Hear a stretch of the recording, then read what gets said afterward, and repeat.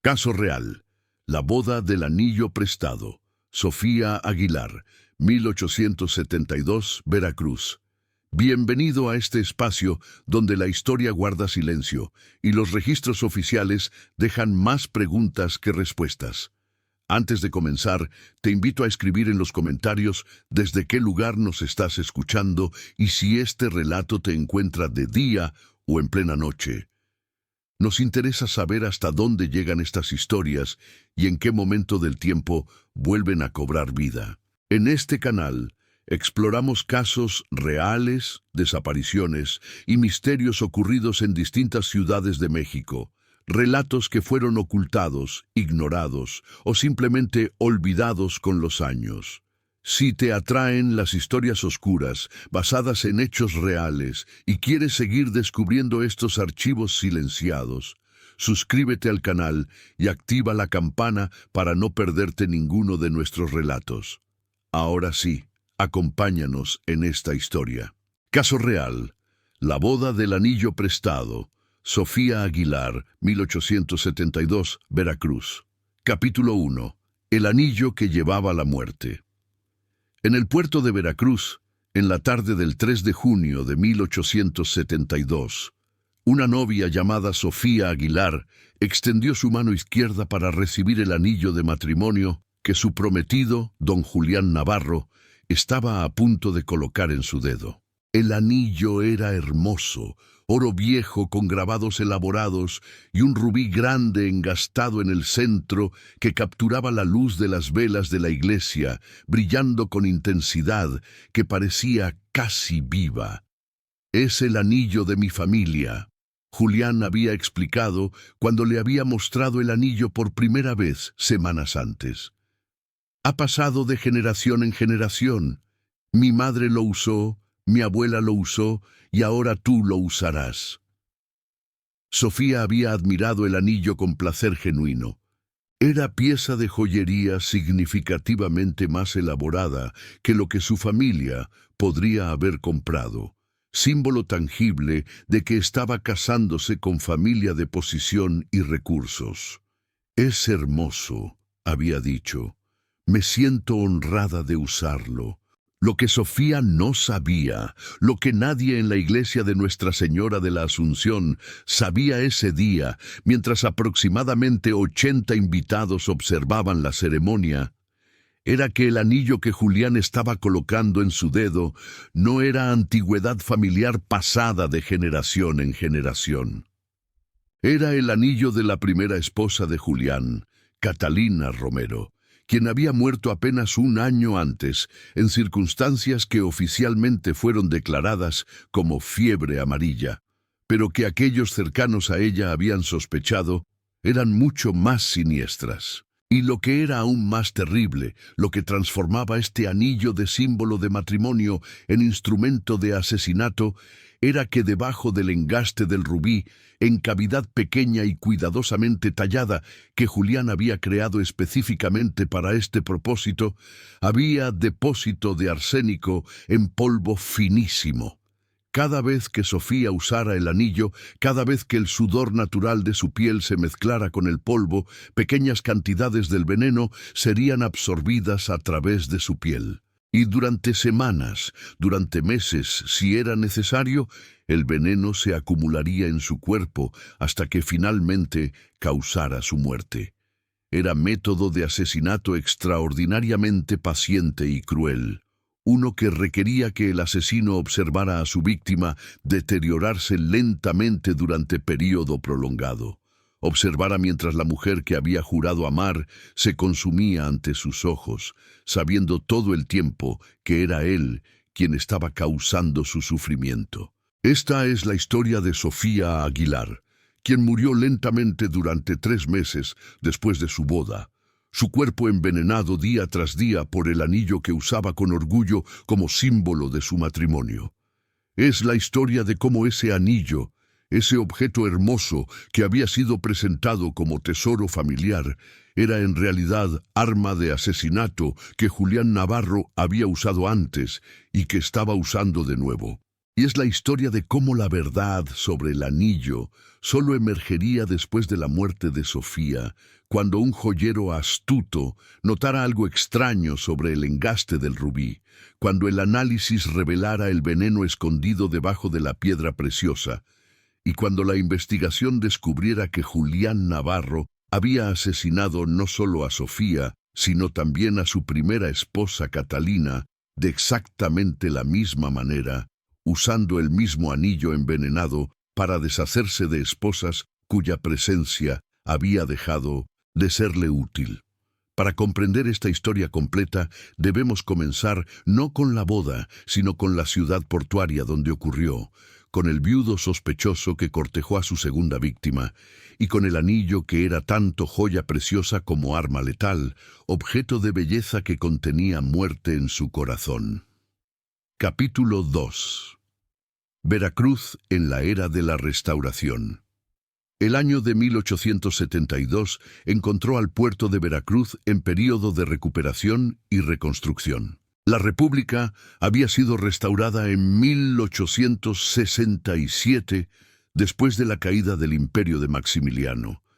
Y Benito Juárez, el presidente zapoteco, que había defendido la República durante los años oscuros del imperio, gobernaba desde la Ciudad de México. Veracruz, el puerto más importante de México en el Golfo de México, era ciudad de contrastes dramáticos y vitalidad caótica. Era punto de entrada principal para comercio internacional, puerta a través de la cual fluían mercancías importadas de Europa y Estados Unidos, y desde donde se exportaban café, tabaco y otros productos mexicanos.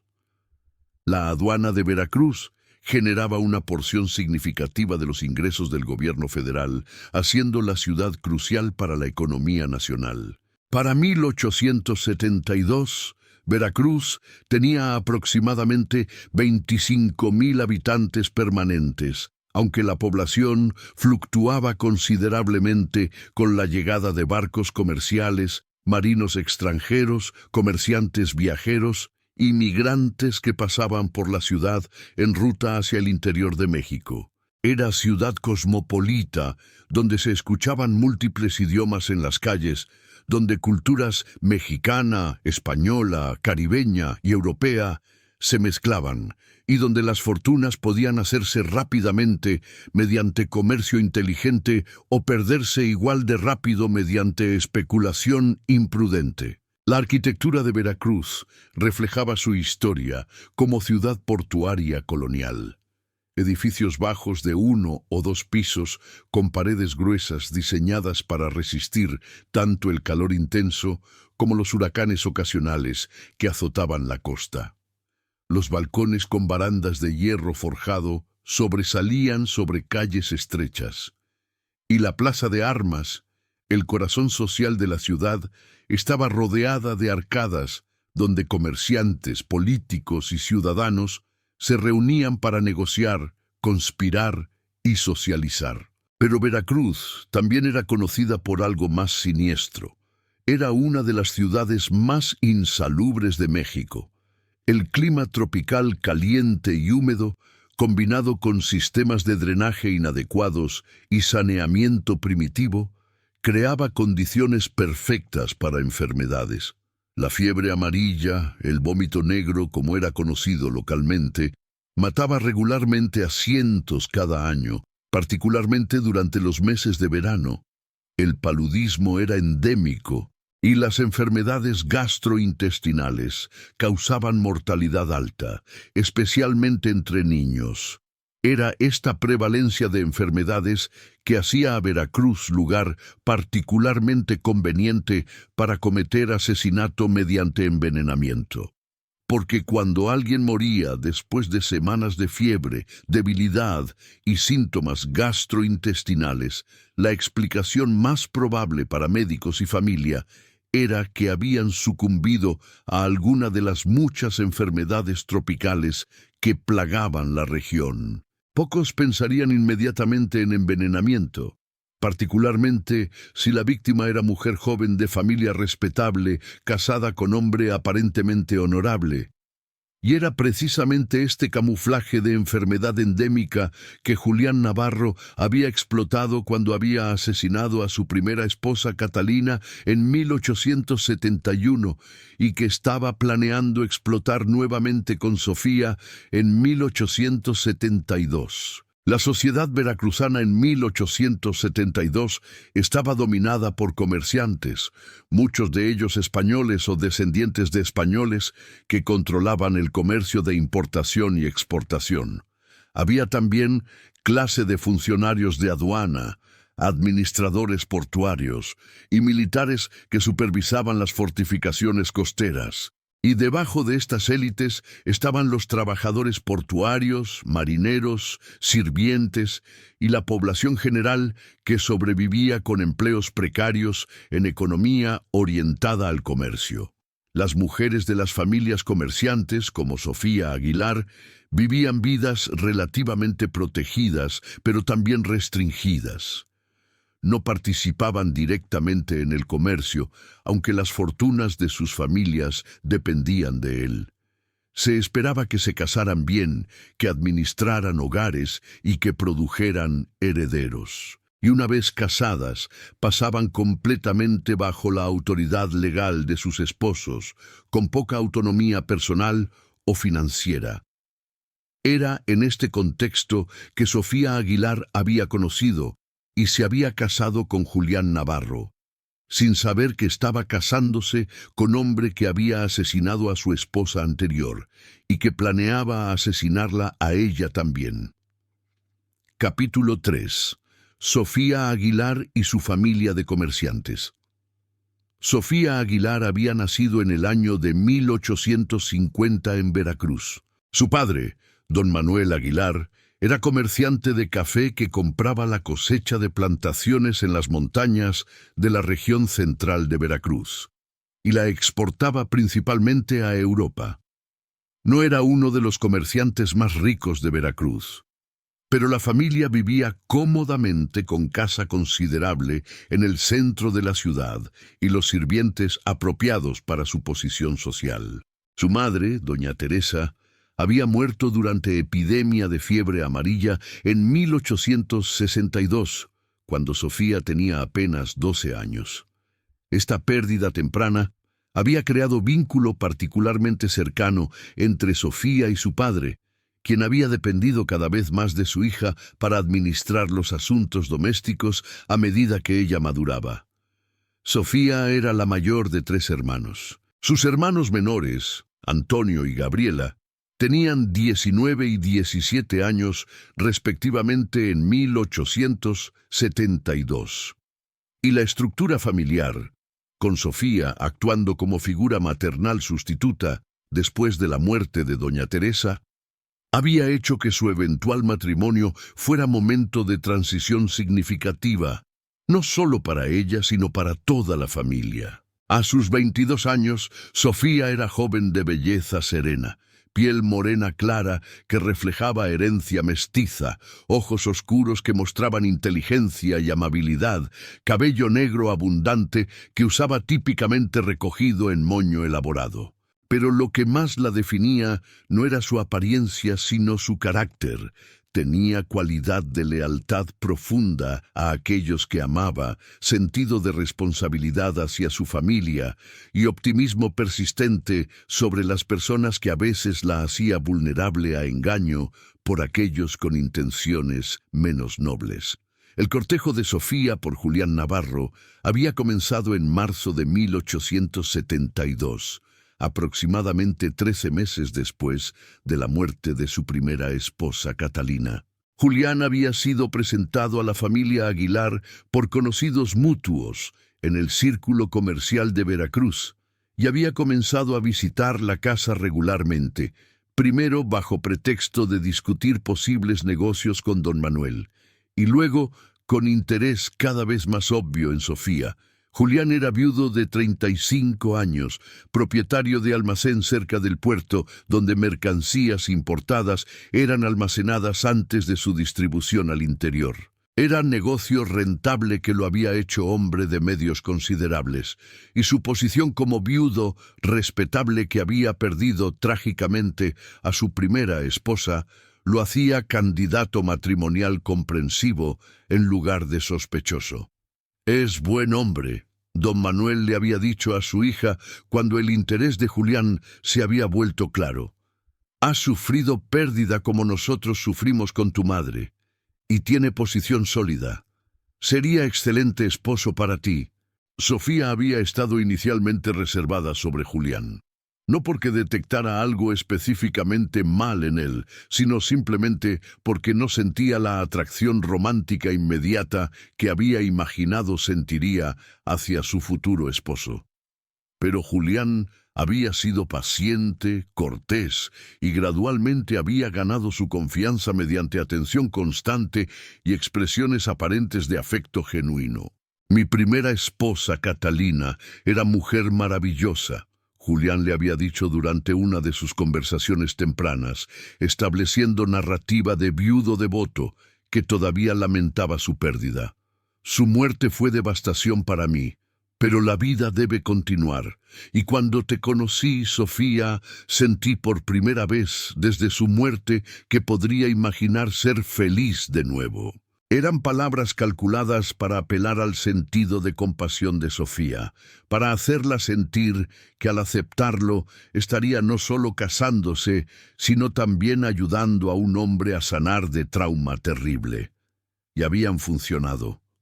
Sofía había comenzado a ver el matrimonio con Julián no solo como unión conveniente, sino como acto de bondad, manera de traer alegría de vuelta a la vida de alguien que había sufrido. El compromiso había sido formalizado en mayo, con la boda programada para principios de junio, y fue durante este periodo de compromiso que Julián había mostrado a Sofía el anillo que usaría, el anillo que describía como tesoro familiar, pero que en realidad era arma de asesinato que había usado para matar a Catalina y que ahora usaría para matar a Sofía. «Es hermoso», Sofía había dicho cuando vio el anillo por primera vez, admirando el oro trabajado y el rubí brillante. «¿Pero estás seguro de que debería usarlo? Era de Catalina. ¿No te hará triste verlo en mi mano?» «Al contrario», Julián había respondido con sonrisa que no revelaba sus intenciones verdaderas. «Ver este anillo en tu mano será recordatorio de que la vida continúa, de que el amor puede florecer de nuevo después de la pérdida. Es exactamente lo que quiero». Y Sofía, sin saber que estaba aceptando instrumento de su propia muerte, había acordado usar el anillo con honor y gratitud. Capítulo 4. Julián Navarro y su anillo asesino. Julián Navarro había nacido en el año de 1837 en Veracruz, en familia de clase media de origen español. Su padre había sido empleado de aduana que había usado su posición para acumular riqueza modesta mediante corrupción selectiva, aceptando sobornos de comerciantes para facilitar despacho rápido de mercancías o para ignorar discrepancias menores en documentación. Julián había aprendido desde joven que las reglas eran flexibles para aquellos lo suficientemente inteligentes para manipularlas, que la moralidad era menos importante que el éxito material, y que las personas eran recursos para ser explotados en lugar de seres humanos con valor intrínseco. Eran lecciones que su padre le había enseñado no explícitamente, sino mediante ejemplo, y que Julián había internalizado completamente. Para sus 20 años, Julián había establecido su propio negocio de almacenamiento, usando capital que había pedido prestado de su empleador de entonces, préstamo que nunca fue repagado porque había falsificado registros para ocultar el robo. Y durante los siguientes 15 años había construido ese negocio en operación rentable, no mediante habilidad comercial excepcional, sino mediante corrupción persistente, sobornos estratégicos y ocasionalmente fraude directo. Pero para sus 32 años, Julián había enfrentado problema. Su negocio había alcanzado límite de crecimiento sin inversión de capital significativa, y no tenía el capital necesario ni acceso a crédito suficiente para expandir. La solución obvia era casarse con heredera de familia comerciante rica, obtener acceso a su dote y conexiones familiares. Y así había cortejado a Catalina Romero en 1869. Catalina era hija de comerciante textil próspero, con dote de 10,000 pesos, suma considerable para la época. Se habían casado en 1870, y Julián había ganado control administrativo de su dote según las leyes entonces vigentes. Pero después del matrimonio, Julián había descubierto que aunque tenía control administrativo del dinero de Catalina, no podía disponer de él completamente de la manera que deseaba sin su consentimiento. Las leyes protegían ciertos derechos de las esposas sobre sus propiedades heredadas. Y Catalina, quien había resultado ser más astuta sobre asuntos financieros de lo que Julián había anticipado, había cuestionado algunas de sus decisiones, había insistido en mantener cierto control sobre su herencia. Era resistencia que Julián había encontrado intolerable. Si iba a tener acceso completo al dinero de Catalina, necesitaba ser su viudo en lugar de su esposo, porque como viudo, heredaría todo sin restricciones, y así Julián había comenzado a planear el asesinato de Catalina. Pero no quería método obvio que pudiera atraer sospecha. Necesitaba algo que pareciera ser muerte natural, preferiblemente de alguna enfermedad tropical que era común en Veracruz. Fue entonces que había concebido la idea del anillo envenenado. Era método que había escuchado mencionado vagamente en historias sobre intrigas en cortes europeas, concepto de joya que contenía veneno. Y aunque los detalles eran poco claros, el principio era sólido. Si podía crear anillo que administrara veneno continuamente, pero en dosis tan pequeñas que los síntomas se desarrollaran lentamente durante semanas o meses, la muerte de Catalina parecería ser enfermedad wasting, tal vez fiebre tropical complicada por debilidad general. Julián había adquirido el anillo, una pieza genuinamente antigua con rubí grande engastado, de joyero en el mercado. Y entonces, trabajando cuidadosamente durante varias noches en privacidad de su oficina, había modificado el engaste. Usando herramientas finas, había tallado cavidad pequeña debajo del rubí, cavidad lo suficientemente grande para contener cantidad de veneno en polvo, pero lo suficientemente oculta que no sería visible en inspección casual. El veneno que había elegido era arsénico blanco en forma de polvo extremadamente fino. Lo había obtenido mediante contactos en el puerto, donde el arsénico era usado ocasionalmente como raticida en los almacenes, y había experimentado con el método de administración, determinando que si mezclaba el arsénico en polvo con cantidad muy pequeña de grasa, se adheriría a la superficie interna de la cavidad debajo del rubí y sería liberado gradualmente cuando la humedad del sudor penetrara el engaste. La cantidad de arsénico que sería absorbida cada día sería minúscula, medida en fracciones de miligramo, pero sería constante y sería acumulativa. Y durante semanas o meses el arsénico se acumularía en los tejidos del cuerpo de la víctima, causando daño gradual a órganos, debilidad creciente y finalmente muerte. Julián había presentado el anillo a Catalina como regalo de aniversario apenas un mes después de su matrimonio, y ella, conmovida por lo que interpretó como gesto romántico, lo había usado diariamente desde entonces. Durante los meses siguientes, Catalina había comenzado a experimentar síntomas: fatiga persistente, pérdida gradual de peso, dolores de cabeza frecuentes, malestares gastrointestinales ocasionales. Había consultado a médicos, quienes habían diagnosticado varias cosas desde nervios femeninos hasta fiebre palúdica leve. Pero nadie había sospechado envenenamiento porque los síntomas eran demasiado graduales, demasiado consistentes con las enfermedades crónicas comunes en Veracruz. Catalina había muerto en julio de 1871, aproximadamente 13 meses después de comenzar a usar el anillo, oficialmente de fiebre amarilla complicada por debilidad constitucional. Y Julián, como su viudo, había heredado toda su dote además de sus propiedades personales. El plan había funcionado perfectamente, y ahora, apenas un año después, Julián estaba listo para repetirlo con Sofía Aguilar.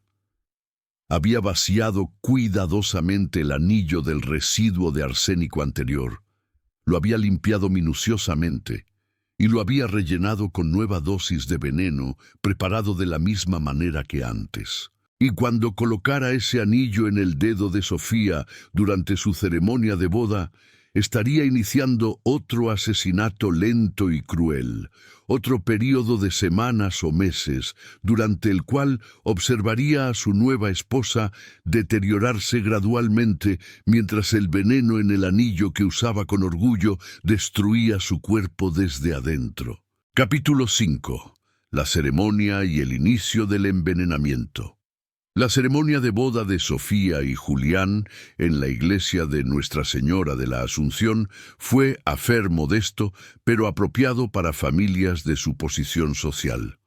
Aproximadamente 80 invitados asistieron, mezcla de comerciantes, funcionarios de aduana y familia extendida de ambos lados. El momento crucial llegó cuando el padre Antonio Medina, quien oficiaba, bendijo los anillos y los entregó a Julián para que colocara uno en el dedo de Sofía.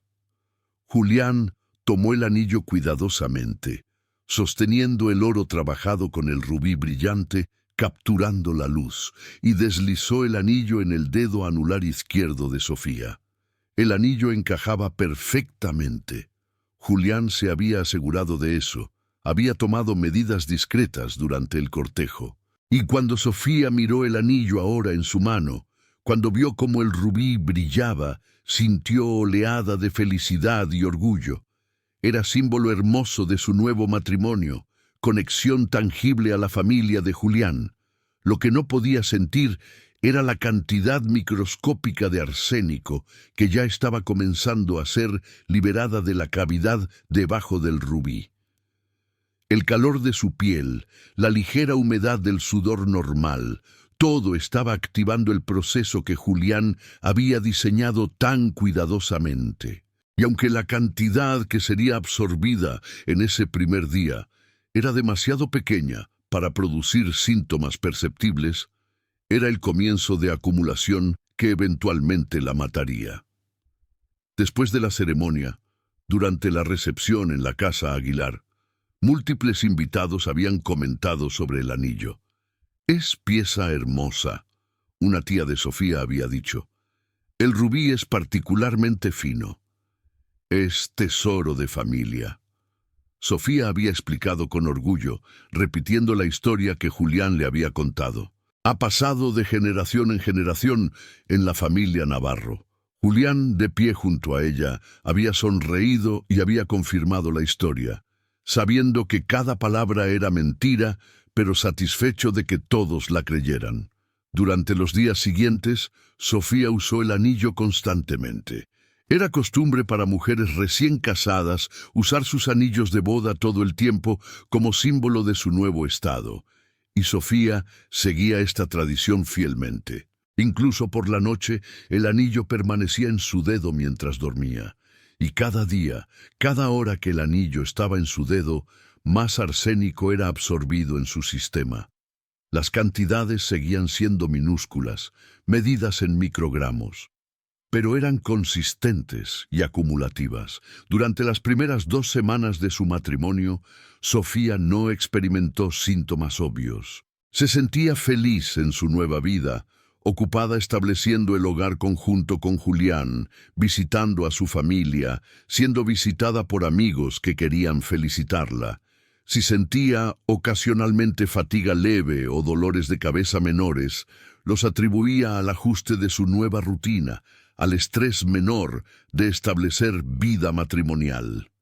Pero durante la tercera semana de junio comenzó a notar cambios más definidos. La fatiga se intensificó al punto donde necesitaba descansar por las tardes, algo que nunca había necesitado antes. Su apetito disminuyó ligeramente y desarrolló sensación persistente de malestar leve que no podía identificar específicamente, pero que estaba siempre presente. ¿Te sientes bien?, su hermana Gabriela había preguntado durante visita. «Te ves cansada». «Solo estoy ajustándome a la vida de casada», Sofía había respondido con sonrisa que no ocultaba completamente su fatiga. «Es transición grande, pero no era simplemente ajuste, era envenenamiento por arsénico crónico comenzando a manifestarse, y durante las semanas siguientes los síntomas continuarían intensificándose a medida que más y más arsénico se acumulaba en el cuerpo de Sofía. Julián observaba todo con satisfacción apenas contenida. El plan estaba funcionando exactamente como había funcionado con Catalina. Y pronto, dentro de algunos meses, sería viudo rico de nuevo, libre para encontrar otra heredera para cortejar y eventualmente asesinar si la necesidad surgía. Capítulo 6. El deterioro progresivo. Durante julio de 1872, el deterioro de la salud de Sofía se aceleró. Lo que había comenzado como fatiga leve y malestar vago se transformó en síntomas más definidos y perturbadores que la dejaban cada vez más debilitada. La fatiga se intensificó hasta el punto donde Sofía necesitaba pasar gran parte del día en cama. Simplemente levantarse, vestirse y moverse por la casa requería esfuerzo que la dejaba exhausta. «No entiendo por qué me siento tan débil», le había dicho a Julián con confusión genuina. «Nunca he sido persona débil». «Tal vez es el calor». Julián había sugerido con tono que sonaba preocupado, pero que internamente era calculador. «Veracruz en verano es particularmente brutal, y eres recién casada. Tu cuerpo está ajustándose a muchos cambios. La pérdida de peso se volvió notable.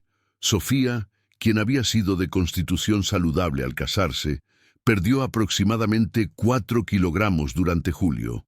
Su ropa comenzó a colgarle y su rostro desarrolló aspecto hundido que alarmaba a aquellos que la conocían. «Estás muy delgada», don Manuel había comentado con preocupación durante visita a la casa de Julián. «¿Estás comiendo apropiadamente?» «Intento», Sofía había respondido, «pero no tengo mucho apetito. Y cuando como, a menudo me siento náusea después». Los problemas gastrointestinales se volvieron constantes. Sofía experimentaba náusea frecuente, ocasionalmente vomitaba y tenía dolor abdominal persistente que variaba en intensidad, pero que nunca desaparecía completamente. Y desarrolló diarrea intermitente que la dejaba deshidratada y aún más débil. Fue entonces que don Manuel insistió en que Sofía fuera examinada por médico. El doctor Eduardo Santana, médico prominente de Veracruz, que había tratado a la familia Aguilar durante años, fue convocado para examinar a Sofía. Su examen había sido minucioso. Había notado la palidez extrema de Sofía, su pulso rápido y débil, su abdomen sensible y su debilidad general, y su diagnóstico, basado en los síntomas y en su conocimiento de las enfermedades comunes en Veracruz, fue que Sofía estaba sufriendo de fiebre palúdica crónica, posiblemente complicada por disentería. «Es diagnóstico serio», el doctor Santana le había dicho a Julián y don Manuel en privado, «pero tratable si actuamos rápidamente. Prescribiré quinina para el paludismo y opio para controlar la diarrea. Y ella necesita reposo absoluto, nutrición cuidadosa y protección contra más exposición a los miasmas que causan estas enfermedades». Era diagnóstico completamente equivocado. Sofía no tenía paludismo ni disentería. Tenía envenenamiento por arsénico crónico. Pero sin razón para sospechar envenenamiento, sin análisis que pudieran detectar arsénico en el cuerpo, y con síntomas que eran consistentes con enfermedades tropicales comunes. El doctor Santana no tenía manera de identificar la causa real de la enfermedad de Sofía. Las medicinas que prescribió, quinina y opio, no ayudarían. Y de hecho, el opio podría empeorar algunos síntomas al suprimir más el apetito ya disminuido de Sofía. Pero eran los tratamientos estándar para las enfermedades que el doctor creía que estaba tratando. Durante agosto, a pesar del tratamiento, Sofía continuó deteriorándose. Perdió más peso, cayendo a aproximadamente 42 kilogramos, una pérdida de casi 10 kilogramos desde su boda. Su piel desarrolló tinte grisáceo, su cabello comenzó a caerse en cantidades preocupantes y desarrolló erupciones en su piel, particularmente en sus manos y pies, que el doctor Santana atribuía a complicaciones de su fiebre palúdica.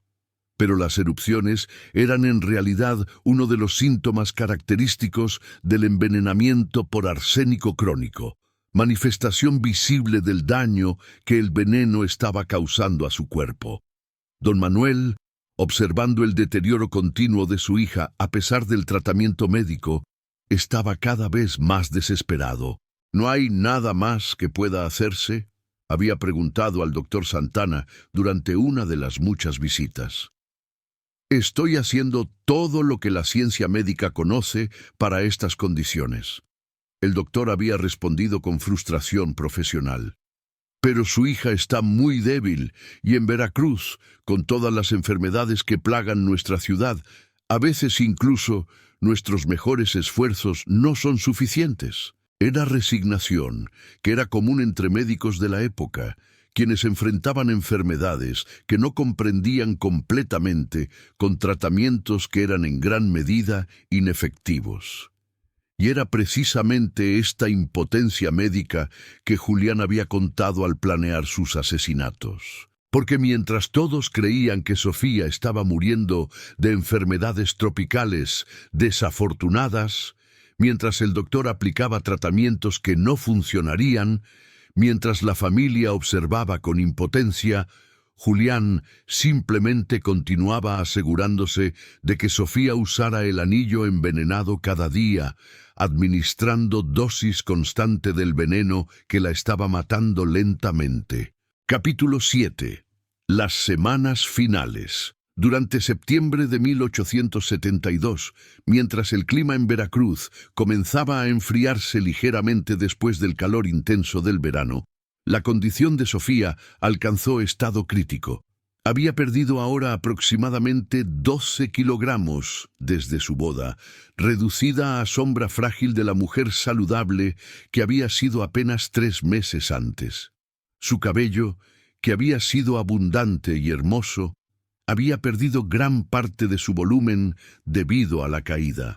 Su piel estaba extremadamente pálida, casi traslúcida, con las erupciones ahora cubriendo gran parte de sus brazos y piernas.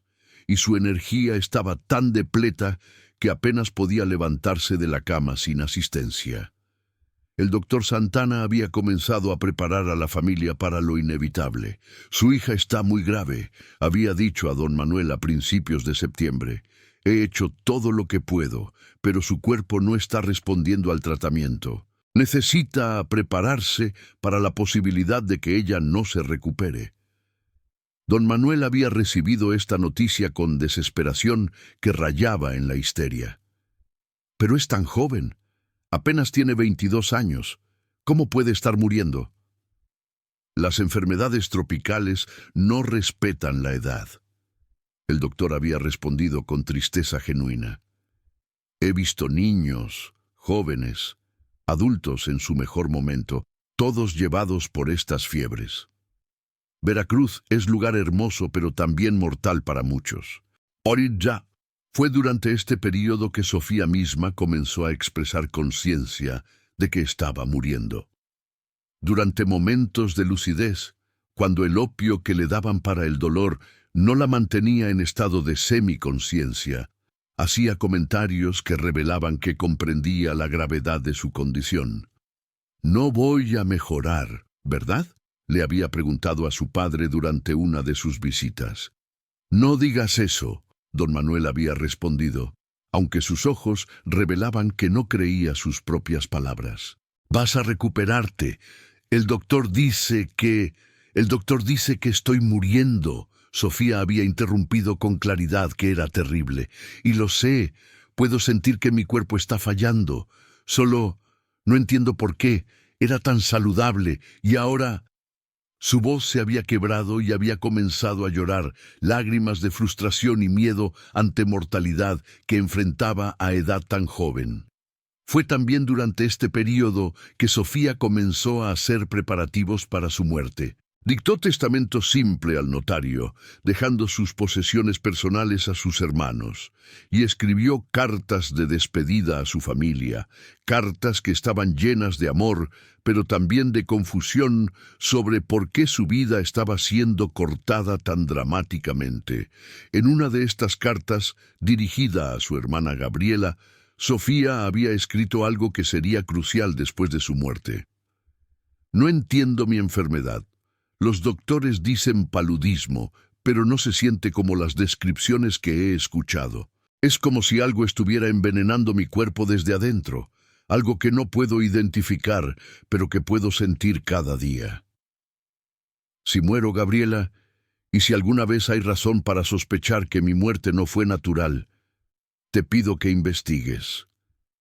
Porque aunque no puedo probar nada, algo en mi corazón me dice que hay más en mi enfermedad de lo que todos creen».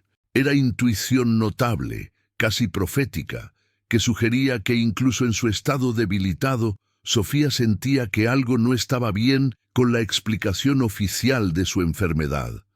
Julián, observando el deterioro final de Sofía, había comenzado ya a hacer planes para después de su muerte. Había consultado discretamente con abogado sobre procedimientos de herencia y había comenzado a identificar su próxima víctima potencial, otra mujer joven de familia comerciante rica, a quien podría cortejar después de período apropiado de luto. Porque para Julián, la muerte inminente de Sofía no era tragedia, sino conclusión exitosa de plan. Había funcionado con Catalina, estaba funcionando con Sofía, y podría funcionar de nuevo con la próxima mujer que fuera lo suficientemente desafortunada para atraer su atención. Capítulo 8. La muerte y el anillo. Sospechoso. Sofía Aguilar murió en la madrugada del 22 de septiembre de 1872, 3 meses y 19 días después de su boda. Murió en su cama en la casa que compartía con Julián, rodeada por su padre, sus hermanos y el doctor Santana, quien había sido convocado cuando se hizo claro que el final estaba cerca.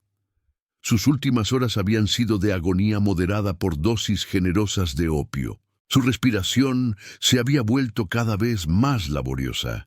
Su pulso había sido débil e irregular, y finalmente su corazón simplemente se había detenido, incapaz de continuar funcionando después de meses de daño acumulativo del arsénico.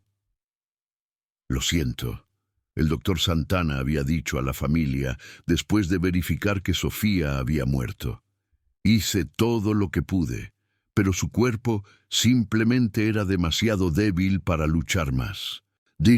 El certificado de defunción que el doctor Santana llenó listaba la causa de muerte como fiebre palúdica crónica con complicaciones de disentería y debilidad constitucional. Era diagnóstico que era aceptable para todos los presentes porque parecía explicar los síntomas que habían observado durante meses. Julián actuó el papel del esposo devastado con habilidad practicada. Lloró apropiadamente, recibió condolencias con dignidad y comenzó a hacer arreglos para el funeral de Sofía. Pero fue durante la preparación del cuerpo para el entierro, cuando las mujeres de la familia estaban lavando y vistiendo a Sofía en el traje que usaría en su ataúd, que ocurrió descubrimiento que eventualmente llevaría a la exposición de los crímenes de Julián. Gabriela, la hermana menor de Sofía, estaba ayudando a preparar el cuerpo cuando notó el anillo de boda todavía en el dedo de Sofía. «Deberíamos quitar el anillo», había dicho, «para que pueda ser preservado para la familia». Pero cuando intentó deslizar el anillo del dedo de Sofía, encontró que estaba atascado. Los dedos de Sofía habían hinchado ligeramente después de la muerte, y el anillo, que había encajado perfectamente cuando fue colocado 3 meses antes, ahora no se movería fácilmente. «Necesitaremos jabón», una de las tías había dicho, y con aplicación cuidadosa de jabón y esfuerzo considerable, finalmente lograron remover el anillo. Fue entonces que Gabriela notó algo extraño. La piel debajo donde el anillo había estado era dramáticamente diferente del resto de la mano de Sofía. En lugar de la palidez que cubría el resto de su cuerpo, la piel debajo del anillo tenía tinte oscuro, casi negro, y mostraba irritación severa como si hubiera sido quemada o corroída. «Miren esto», Gabriela había dicho a las otras mujeres mostrando la decoloración. «¿Por qué estaría la piel tan dañada solo donde el anillo estuvo?» Las mujeres habían examinado la marca con confusión. No era patrón normal que hubieran visto antes con anillos usados durante período prolongado. Y cuando examinaron el anillo mismo más de cerca, notaron que el interior de la banda, la parte que había estado en contacto constante con la piel de Sofía, también mostraba decoloración extraña. «Deberíamos mostrar esto al doctor Santana», una de las tías había sugerido. «Tal vez explica algo sobre la enfermedad de Sofía». El doctor Santana, cuando le fue mostrado el anillo y la marca en el dedo de Sofía, había sido inicialmente desconcertado, pero como médico científicamente entrenado, reconoció que la decoloración severa de la piel sugería exposición a algún tipo de sustancia corrosiva o tóxica. «¿Puedo llevar este anillo para examinarlo más de cerca?», había preguntado. «Quiero que Joyero lo mire. Hay algo inusual aquí». Don Manuel había acordado y el anillo fue llevado a don Ricardo Maldonado, joyero más respetado de Veracruz, quien tenía reputación de conocimiento excepcional sobre metales, gemas y construcción de joyería. Y fue don Ricardo quien finalmente descubriría el secreto del anillo asesino. Capítulo 9. El descubrimiento del veneno. Don Ricardo Maldonado examinó el anillo cuidadosamente en su taller, usando las herramientas y lentes de magnificación de su oficio. Y casi inmediatamente notó algo que no debía estar allí. El engaste del rubí estaba construido de manera inusual. «Este engaste tiene profundidad extra», había murmurado a sí mismo mientras trabajaba.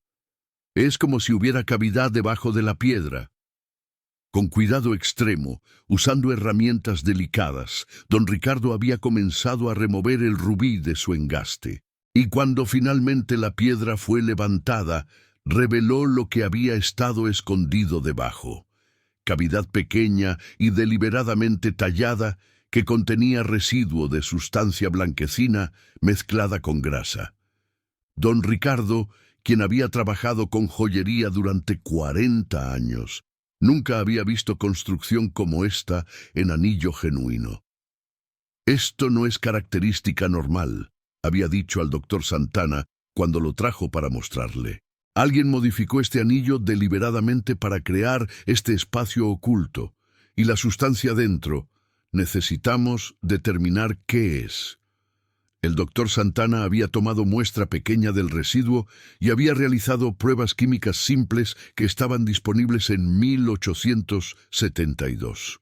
Y cuando la sustancia reaccionó de maneras características cuando fue tratada con ciertos reactivos, llegó a conclusión que lo llenó de horror. «Es arsénico», había declarado. «Este anillo contenía arsénico, y Sofía lo usó constantemente durante 3 meses. Fue envenenada lentamente por el anillo mismo que usaba como símbolo de su matrimonio. Era descubrimiento que transformaba comprensión completa de la muerte de Sofía. No había muerto de fiebre palúdica. Había sido asesinada mediante envenenamiento elaborado y cruel.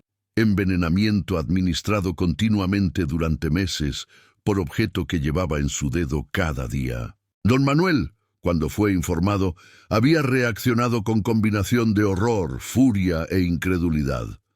¿Pero quién? ¿Quién habría hecho algo así? La respuesta era obvia, pero casi demasiado terrible para contemplar. Julián, el esposo de Sofía, el hombre quien había dado el anillo a ella, el único que se beneficiaba de su muerte. El doctor Santana y don Manuel habían llevado su descubrimiento inmediatamente a las autoridades. Y el comisario de Veracruz, don Felipe Morales, había ordenado investigación criminal inmediata. Cuando Julián fue confrontado con la evidencia del anillo envenenado, había intentado actuar shock e indignación. Esto es absurdo. ¿Por qué querría envenenar a mi propia esposa? La amaba. ¿De dónde vino este anillo? El comisario había preguntado. Es anillo de familia. Julián había respondido, repitiendo su historia usual. Ha pasado por generaciones, pero investigación de sus antecedentes revelaría que esto era mentira. No había tal anillo en la familia Navarro, y cuando investigadores rastrearon el origen del anillo, encontraron que había sido comprado por Julián mismo de joyero en el mercado apenas meses antes de su matrimonio con Catalina en 1870. Y fue entonces que alguien recordó. Catalina, la primera esposa de Julián, también había muerto de enfermedad misteriosa después de período de debilidad gradual. ¿Había usado ella el mismo anillo? La familia de Catalina fue contactada, y cuando fueron preguntados sobre anillo, confirmaron que sí, Catalina había recibido anillo hermoso con rubí de Julián poco después de su matrimonio, anillo que había usado constantemente, anillo que había sido enterrado con ella según la costumbre. Necesitamos exhumar el cuerpo de Catalina Romero, el comisario Morales había declarado. Si murió de la misma manera que Sofía Aguilar, habrá evidencia. Capítulo 10. La exhumación y la doble condenación. La exhumación del cuerpo de Catalina Romero ocurrió en octubre de 1872, poco más de un año después de su muerte. Y aunque la descomposición había progresado significativamente, había suficiente tejido remanente para análisis. El doctor Santana, trabajando con químico de la universidad, había extraído muestras de tejido y cabello del cuerpo de Catalina y las había analizado usando el método de Marsh, técnica desarrollada en Europa para detectar arsénico que había comenzado a ser usada en México. Los resultados habían sido definitivos. El cuerpo de Catalina contenía niveles muy altos de arsénico, concentraciones que solo podían explicarse por envenenamiento crónico durante período prolongado. Y cuando el ataúd de Catalina fue examinado más de cerca, encontraron el anillo, el mismo anillo que Julián más tarde había dado a Sofía después de limpiarlo y rellenarlo con nueva dosis de veneno. El anillo había sido enterrado con Catalina, pero Julián claramente lo había recuperado en algún momento, posiblemente visitando su tumba bajo pretexto de luto, pero en realidad recuperando su arma de asesinato para uso futuro. Con evidencia ahora de 2 asesinatos usando el mismo método, el caso contra Julián Navarro era abrumador. Fue arrestado formalmente y acusado de homicidio premeditado doble. El juicio comenzó en diciembre de 1872 y fue sensación en Veracruz. La sala del tribunal estaba llena cada día con ciudadanos fascinados y horrorizados por detalles del caso. La evidencia presentada fue devastadora. El anillo fue exhibido, con explicación detallada de cómo había sido modificado para contener veneno. Los análisis químicos del residuo en el anillo y del arsénico en los cuerpos de Catalina y Sofía fueron presentados, y testimonios médicos explicaron cómo envenenamiento por arsénico crónico produciría exactamente los síntomas que ambas mujeres habían experimentado. Don Ricardo Maldonado testificó sobre la modificación deliberada del engaste. «Esto no es característica de diseño normal», había declarado. «Alguien con habilidad considerable talló esta cavidad específicamente para contener sustancia que sería liberada gradualmente con contacto de piel. Es trabajo de alguien que comprendía tanto joyería como química». El doctor Santana testificó sobre cómo había tratado tanto a Catalina como a Sofía sin comprender que estaban siendo envenenadas. Si hubiera sabido buscar arsénico, si hubiera tenido razón para sospechar envenenamiento, habría podido diagnosticarlo, había dicho con culpa evidente en su voz. Pero sin tal sospecha, los síntomas parecían consistentes con enfermedades tropicales comunes. Gabriela leyó la carta que Sofía había escrito antes de su muerte, carta donde expresaba sensación de que algo estaba envenenándola desde adentro. «Mi hermana sabía», Gabriela había dicho entre lágrimas. «No podía probarlo, no podía identificarlo específicamente, pero sabía que algo más que enfermedad natural la estaba matando». La defensa de Julián fue patética. Intentó argumentar que el arsénico en el anillo era contaminación accidental, que él no sabía que estaba allí. Pero esta defensa fue destruida por evidencia de la modificación deliberada del engaste y por el hecho de que el mismo anillo había sido usado para matar a 2 mujeres consecutivas. El veredicto llegó después de apenas 2 días de deliberación, culpable de 2 cargos de homicidio premeditado con circunstancias agravantes de extrema crueldad y premeditación prolongada. La sentencia fue muerte. Julián Navarro fue ejecutado en Veracruz el 15 de marzo de 1873. Sus últimas palabras fueron: «Si las leyes hubieran dado a los esposos acceso completo a las fortunas de sus esposas sin restricciones, no habrían necesitado matarlas. El sistema me forzó a esto». Eran palabras que intentaban culpar a las leyes en lugar de aceptar responsabilidad por sus actos, que revelaban su incapacidad de ver a sus víctimas como seres humanos en lugar de obstáculos para su codicia. Epílogo. El legado del anillo envenenado.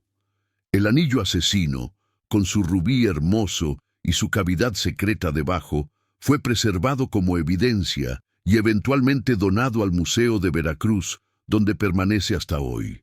Una placa junto a él lee: «Anillo de asesinato 1870-1872, usado por Julián Navarro para envenenar a 2 esposas consecutivas mediante administración continua de arsénico. Recordatorio de que objetos más hermosos pueden contener intenciones más mortales». El caso llevó a cambios en cómo las muertes de mujeres jóvenes casadas eran investigadas en Veracruz. Hubo mayor escrutinio de viudos que heredaban fortunas de esposas que habían muerto poco después del matrimonio.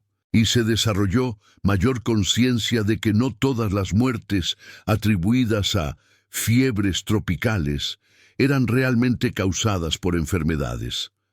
El doctor Santana estableció protocolo para examinar joyería de pacientes que mostraban síntomas de envenenamiento crónico, particularmente anillos y brazaletes que estaban en contacto constante con la piel. El caso de Sofía Aguilar me enseñó que las armas de asesinato pueden disfrazarse de objetos inocentes. Escribió en artículo médico sobre el caso. Debemos estar vigilantes contra todas las posibilidades. Don Manuel Aguilar nunca se recuperó completamente de la pérdida de su hija y del conocimiento de que había sido asesinada lentamente durante meses mientras todos observaban sin poder ayudar. Murió en 1876 y su familia dijo que había muerto de corazón roto. Antes de su muerte, había establecido fondo para proporcionar análisis químicos gratuitos, cuando familias sospechaban envenenamiento, pero no podían pagar las pruebas necesarias. Gabriela dedicó su vida a trabajar con mujeres en situaciones de riesgo. Estableció refugio en Veracruz, donde mujeres que temían a sus esposos podían buscar ayuda, y abogó por cambios en leyes de herencia que daban a esposos control tan completo sobre fortunas de esposas que creaban incentivos para asesinato. La tumba de Sofía en el cementerio de Veracruz fue movida junto a la de Catalina Romero, las dos víctimas de Julián Navarro, ahora descansando lado a lado. La inscripción compartida, elegida por las familias de ambas mujeres, lee: Catalina Romero, 1848-1871. Sofía Aguilar, 1850-1872. Asesinadas por el hombre que juró amarlas, envenenadas por el anillo que simbolizaba su matrimonio. Que su memoria nos enseñe desconfianza saludable y vigilancia contra aquellos que verían matrimonio como oportunidad para asesinato. El caso también inspiró a joyeros en Veracruz y eventualmente en todo México a ser más cuidadosos sobre modificaciones inusuales solicitadas para joyería. Don Ricardo Maldonado publicó guía para joyeros sobre cómo identificar modificaciones sospechosas que podrían ser usadas para propósitos criminales. Y el método de asesinato de Julián, aunque afortunadamente raro, fue documentado en textos médicos y legales como advertencia sobre la ingenuidad de asesinos y la necesidad de considerar envenenamiento, incluso cuando síntomas parecen explicables por enfermedades comunes. Descansa en paz, Sofía Aguilar. Fuiste joven amable y optimista que vio lo mejor en las personas. Te casaste con hombre que creíste era viudo devoto que necesitaba tu amor para sanar. Usaste con orgullo el anillo que te dio, sin saber que contenía veneno que te mataría lentamente durante 3 meses.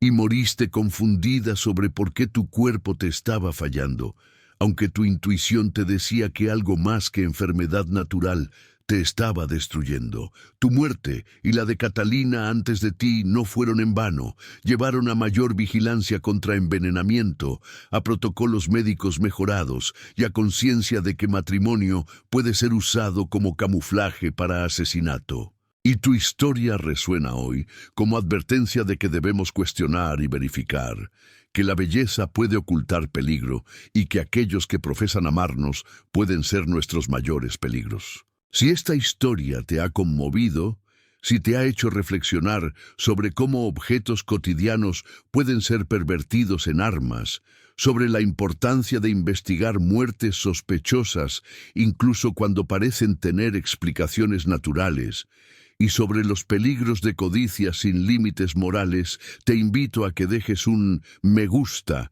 y te suscribas al canal. Activa las notificaciones. Y te pregunto, ¿cómo podemos protegernos mejor contra envenenamientos tan elaborados? ¿Qué señales deberían alertarnos cuando alguien muere poco después de matrimonio ventajoso financieramente? ¿Y qué nos dice esta historia sobre la necesidad de segundas opiniones médicas cuando diagnósticos no explican completamente los síntomas? Comparte tus pensamientos en los comentarios. Gracias por escuchar la historia de la novia del anillo prestado. La mujer envenenada durante 3 meses por el anillo de matrimonio que usaba con orgullo. Víctima de método de asesinato tan paciente como cruel. Ejecutado por hombre que había perfeccionado su técnica en esposa anterior. Que su memoria nos enseñe vigilancia, escepticismo saludable y reconocimiento de que el mal puede disfrazarse de belleza. Hasta el próximo caso.